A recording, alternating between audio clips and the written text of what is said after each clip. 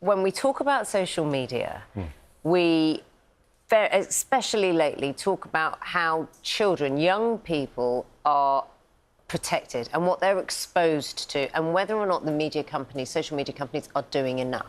Yes, and the pressure is mounting for the regulator to act. So let me bring you up to date, thanks, Naga, because the head of the communications watchdog, that's Ofcom, has warned social media companies that they will face punishments if they fail to comply with legal safeguards to ensure children are kept safe on their platforms. The changes come into force in the spring and could mean fines being imposed. Our technology editor Zoe Kleinman has the details. Graphic violence, sexual abuse, grooming and self-harm. Just some of the types of horrendous content children have been exposed to on the world's most popular online platforms. In some cases, it has resulted in tragedy. He was 14 and a normal child, didn't have any mental health, well, not that we knew of. He was just a regular, happy, normal child. And in April 2022, 2 years ago, I came home and our world had changed. Sophie died by suicide at 13.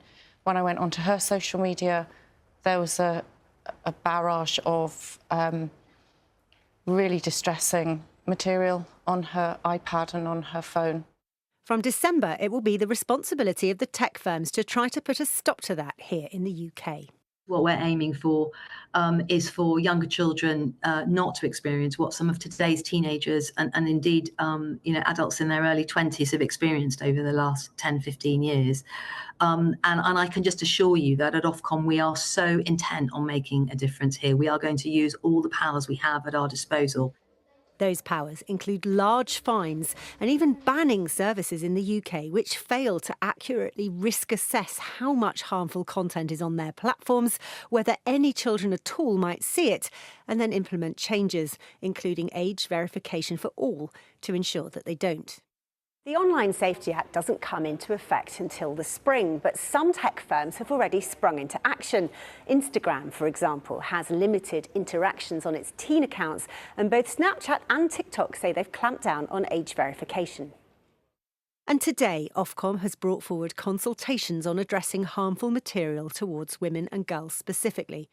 Data from an online abuse helpline found that nearly 3/4 of all threats to share intimate images affected women. But some would like to see the Online Safety Act go further. I'd like to see Ofcom change its approach to be far more ambitious in what it's expecting of these platforms. The Online Safety Act provides a minimum, but we must interpret that in a way that focuses on the systems that these platforms are using, not just individual pieces of content. It took years to draft the Online Safety Act, and some argue that it's already out of date. Ofcom will now have to move fast to keep up with a rapidly evolving tech sector. Zoe Kleinman, BBC News.